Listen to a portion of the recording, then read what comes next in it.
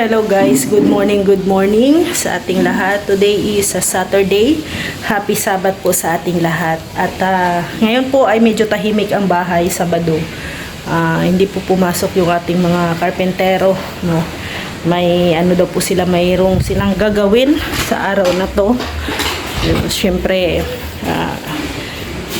priority muna nila din yung kanilang mga important na gagawin, no? So babalik sila by Monday para tapusin po itong ating kisame. So ngayon guys, ayan, nakapag-prepare na ako kasi may lakad kami ngayon ni Rex. At kahapon ay dumating po yung parcel ni Tita Connie, no? Para kay Tatay Batas.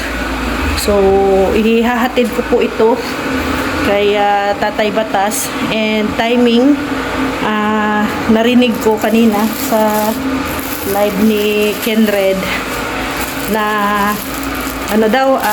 house blessing yung bahay ni Tatay Batas, no? And dumaan din si MK dito kanina, yun din, no? Sabi din ni MK na house blessing nga around 11 o'clock daw, no? Lunch. So anong oras na? Mag-11 na rin. So babiyahe pa kami. So ipapakita ko lang sa inyo guys at aking pasasalamatan si Tita Connie. Yan, dahil nga ayan, nagpaabot po siya ng pillowcase at saka bed sheets para kay kay Tatay Batas. Kasi nakita niya po na medyo madumi na yung bedsheets ni Tatay Batas at yung kanyang pillowcase. So ito, nagpadala po si Tita Connie para kay Tatay Batas. So timing na house blessing pala ngayon. So may magagamit, no, si Tatay Batas. Ayun. Medyo mahangin ngayon ang panahon dito sa Dait guys. Medyo wala namang ulan, wala namang nagbabadyang ulan, mahangin lang. At yun ang maganda.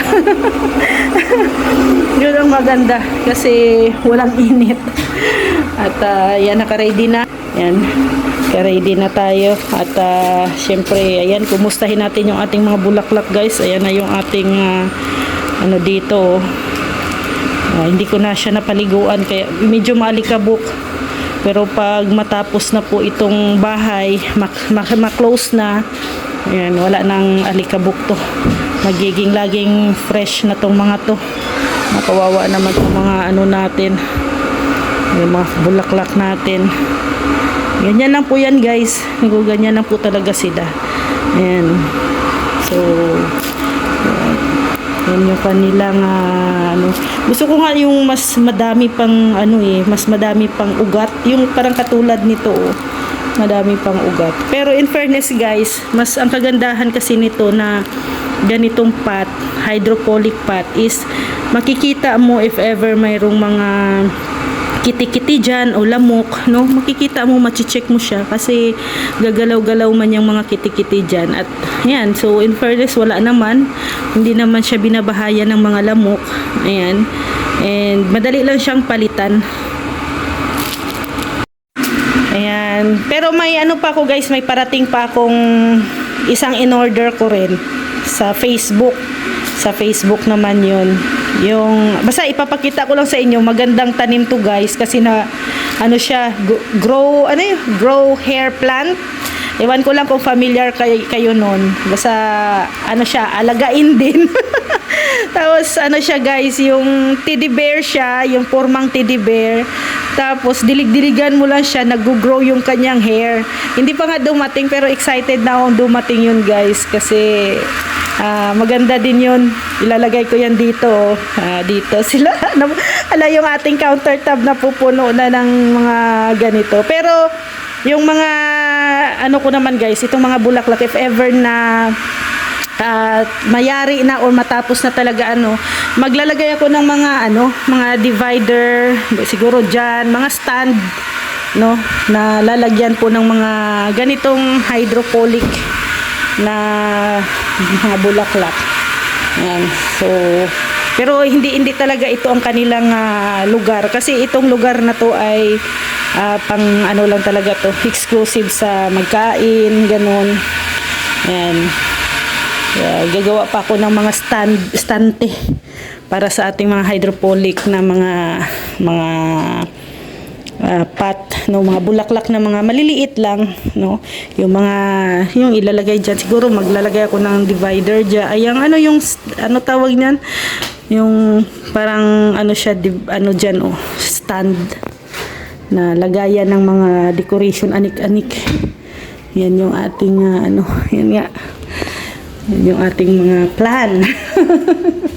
Mga plan dito.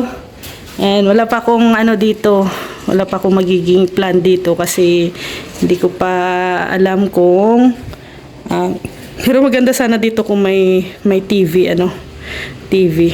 Tapos basta may mga tayo diyan. Plano pa lang, dami pang plano, guys. Dami pang kailangan ng bahay natin. Yeah, pero unti-unti lang. Ayan. Ang trabaho na lang nila diyan. Yan. Yan na lang yung mga kulang. Ito, dito, mga dalawang gypsum board. Dito, isa. So, 3 na. Tapos dito, 2. Mga 5 gypsum board pa pala to. Tama ba? Ay, tama. 3.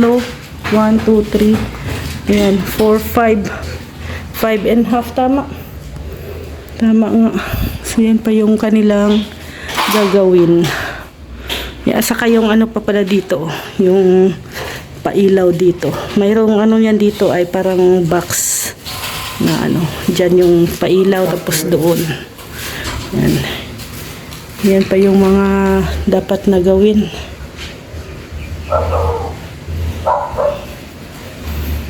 So, ayan. Kami ay aalis na. Tapos na si Rex. Tapos ka na, de? At kami ay aalis na. So, ganito. I-close na natin yung pinto. Nag-close nga ng pinto sa harap. Open naman dito sa likod. Yan yung guys, no? Yan yung gusto namin talaga na matapos din ang bahay. Malagyan siya ng pinto at saka malagyan din tong bintana. Para pag ganito, aalis kami, ayan, safe naman yung bahay. 'Di ba kasi tawag nito? Kasi hindi natin alam kung anong oras kami makakauwi. So, ayan, abangan natin at papunta tayo kay Tatay Batas, guys, no? At syempre, kumustahin na rin natin si Tatay Batas.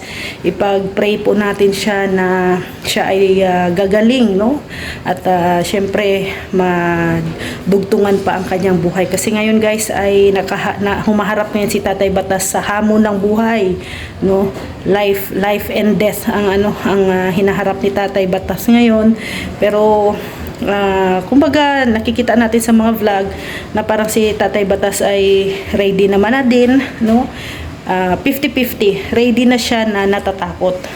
Kaya tayo, no, ay paparamdam natin kay Tatay Batas din na susuporta tayo sa kanya at nandito lang din tayo para makinig at umaalalay din sa kanya, no, guys. No, yan ang kailangan ngayon.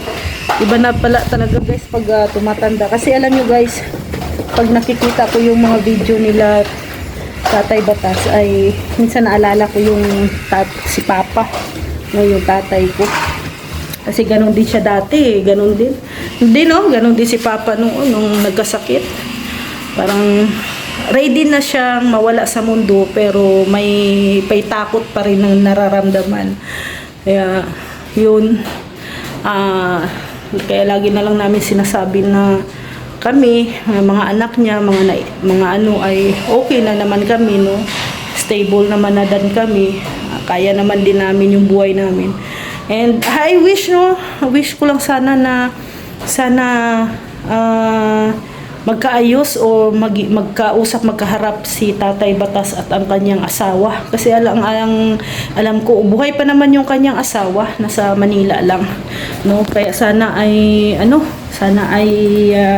tawag nito, magkaayos sila, no? Magkaayos sila at magpakatawaran.